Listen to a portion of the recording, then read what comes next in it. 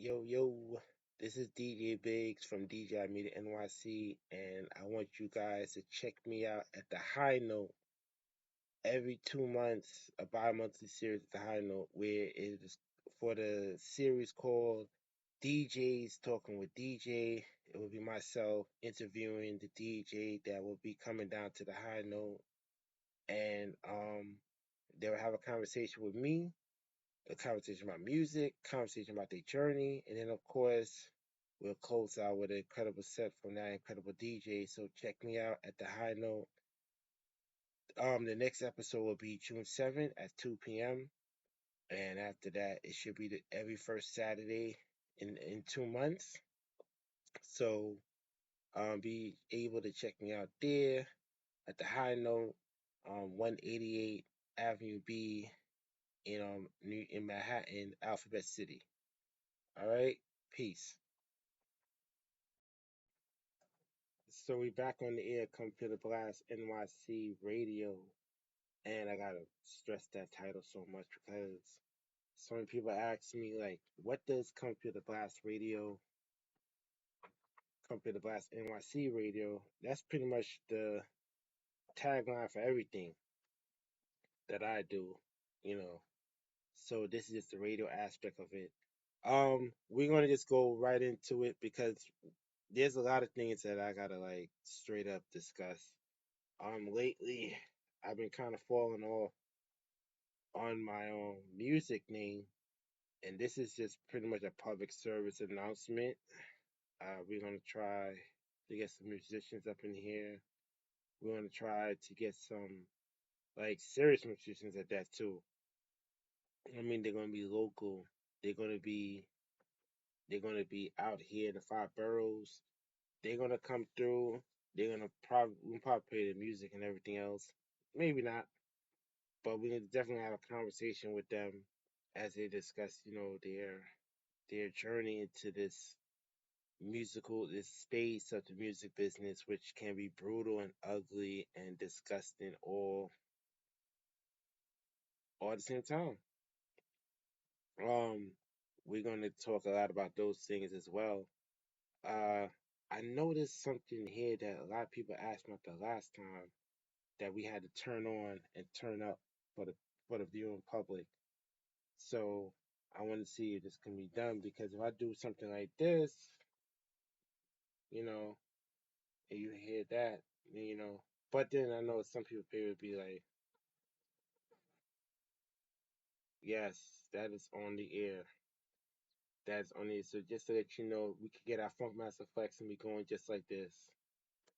You know, we could be doing that. Just you could do that, and then you could just go right into. We could be doing just like that with a little beat, or we could be our Funk Master Flex and be like, one take. But at the same time, the screen it doesn't go off too clear because you can't pull. You can't press it multiple times though. So we're gonna get some musicians in here. And once we get the musicians in here, we're gonna have conversations with them, and then they can play their music. And once they play their music, then we go up in there. So that's pretty much what the summer's gonna look like in Computer Blast NYC Radio. We're gonna have your top, your favorites, everything under the sun, music, and it's gonna be all genres. And I gotta give, a lot of shout outs, a lot of peace and love to my brother from Finals Radio. Um, to he put me on to an incredible singer that I gotta have and come through here and represent. And then he put me on to his playlists, which is like phenomenal. A lot of his playlists is crazy because he had playlists that like man, I don't know. It's like baby making music or something like that. I don't know. It's just wild to me. So I'm gonna have this brother on the air. At some point, we're gonna have to work things out. Like I said, we're gonna be here, a lot now because contrary to what was being discussed earlier, I know I posted some things on social media, primarily on Instagram and on Threads, but we're I'm DJI Media NYC, we're going to try to stretch out on every aspect of the spectrum, meaning that yes, we're going to have the radio show, we're going to have podcast interviews, we're going to have episodes, and we're going to try to put out as much content as possible and make sure we could just give the public a taste of what they should be listening to and what should be watching as well. Because the movie aspect is one thing, and I'm trying to get as much filmmakers as possible up in here. So we're gonna be doing that as well. But yeah, back to my boy Finals Radio. I don't know if you guys could actually see when I posted some of the posts and I'm recording live. I actually have like his sticker on my laptop. That's just to show the love right there. Cause it's gladly appreciated. And what we're gonna do is try to have him on there as well. And we're gonna try to have a couple other people on there as well. But there's a lot of plugins that I gotta plug in here, and it's primarily by myself, not too many others.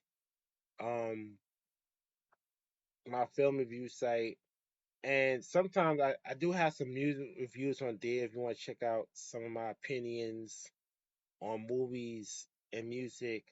You go to computerblastnyc.com. If you want to check out my opinions on without the reading, and you want to hear me talk about it, they'll be on Spotify. It'll be, of course, be Computer Blast NYC on Spotify. It's literally that. It's not even like a difference. Um, and also here we got the radio show.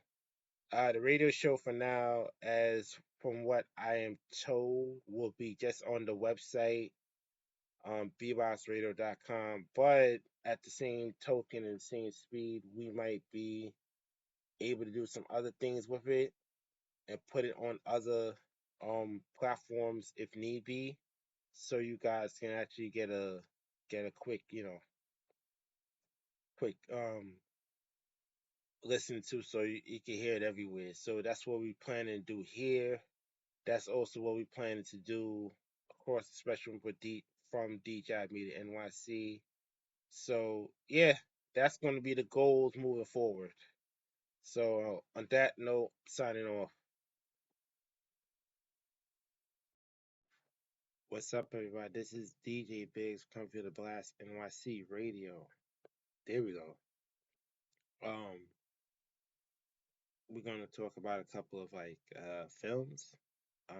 We're gonna talk about a couple of things that's happening in the city of New York.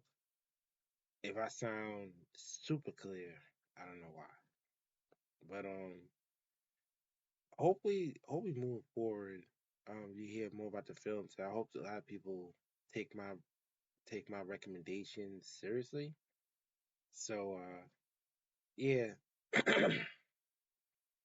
Sorry about that, with the mic and everything. Um, we was trying to get the mic a little bit clearer.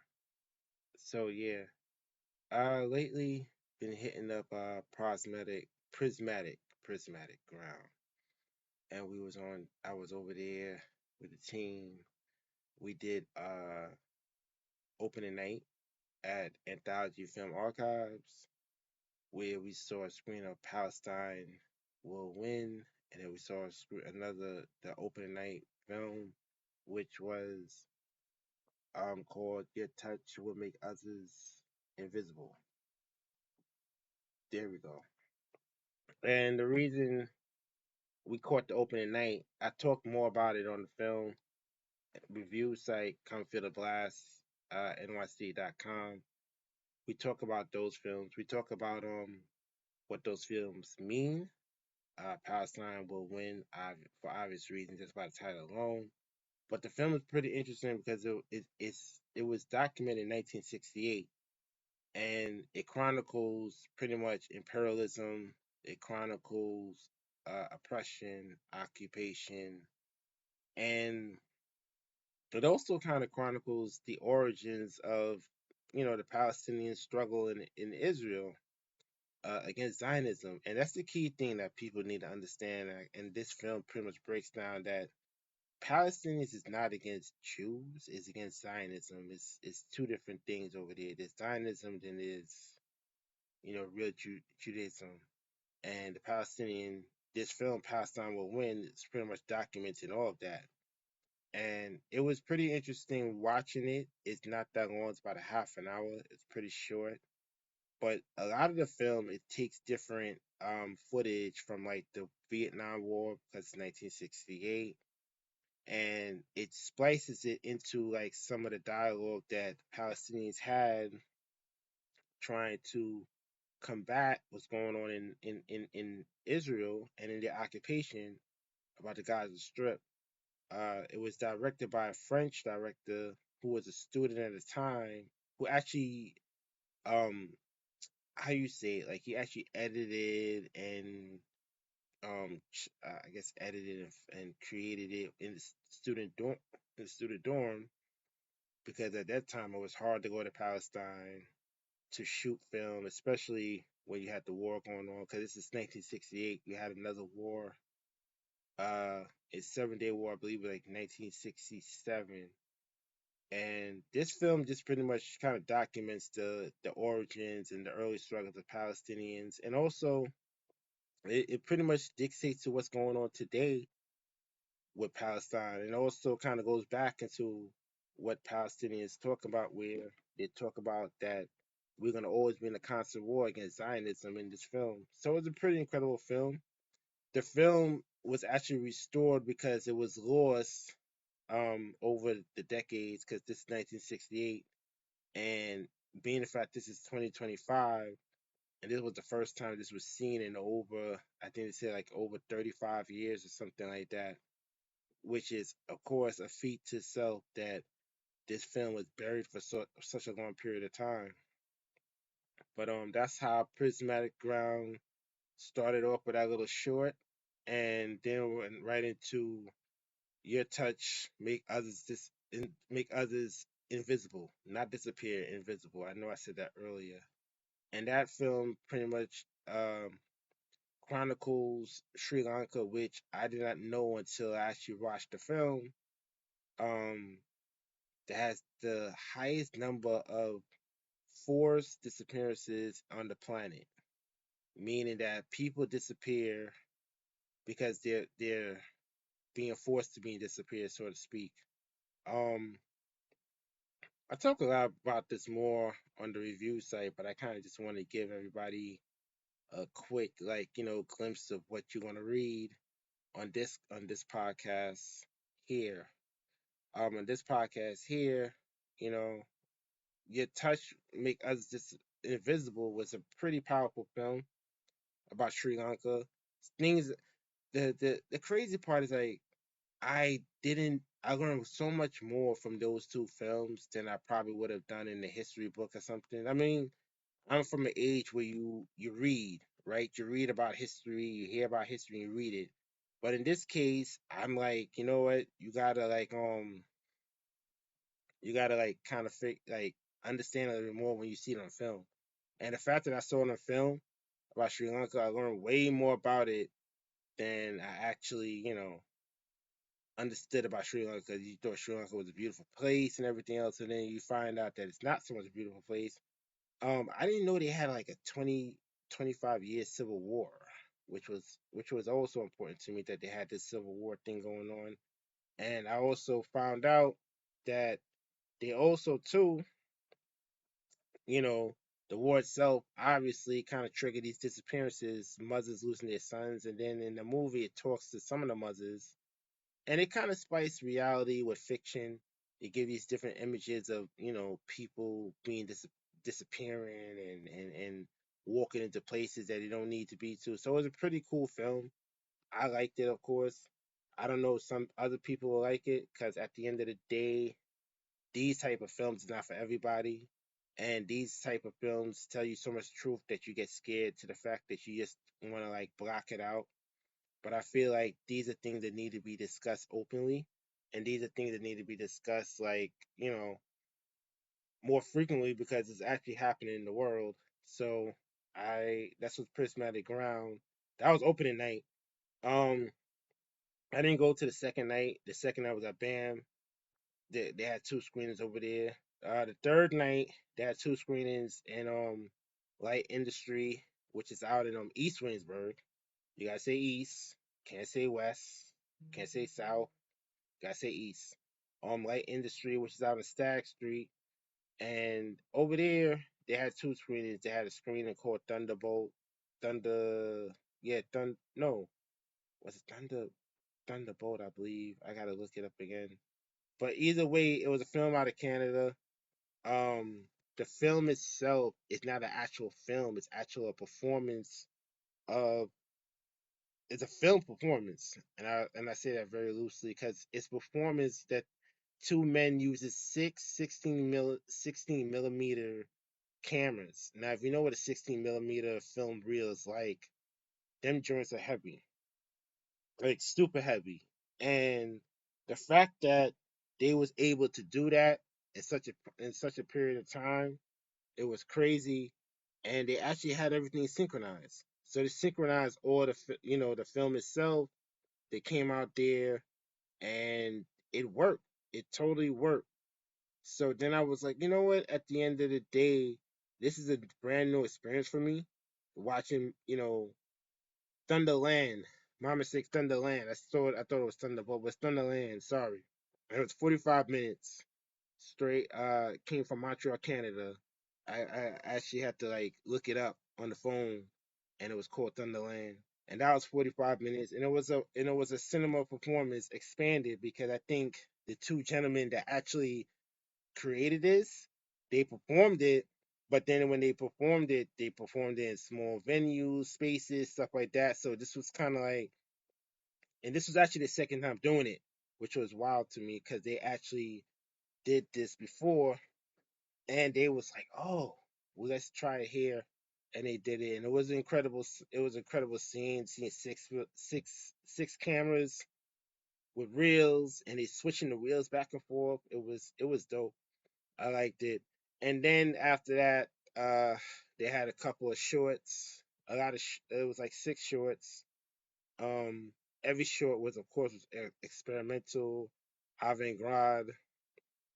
The one short that I was reaching out, real looking forward to was actually the last short at night, which was called Remote Views, which was splices of like old public access shows from like the 80s and 90s and splice it in together to kind of give you like I guess you want to say a trip down memory lane to what it was like watching TV, like actual TV. It's not like how it is today where you can pick and choose what you want to see. Remember, like I grew up in the 80s and 90s where you didn't have to pick and choose. You actually saw what was on the air, and then you just kind of like that was it. That's all you had to go there. So right now, I'm looking at it and I'm like, man, this looks dope. So it was a cool concept of like using splices and stuff like that. So I was like, all right, cool. So I kind of like love this remote views um short, which was about 8 9 minutes. But there was other shorts there too. There was one short on there. I'm gonna tell you the name in just a second.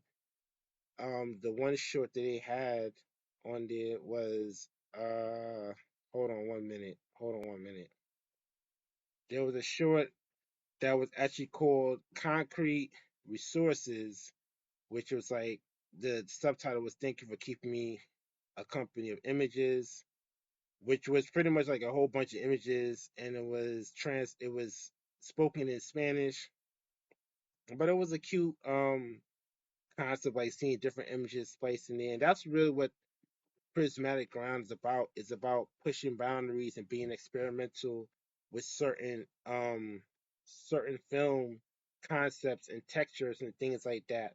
So we actually went out there and we saw that was Light Industry, and that was really what the night was about. That was actually day three or day four. They actually had a pre game, if you will, with Bridge out there. I missed that.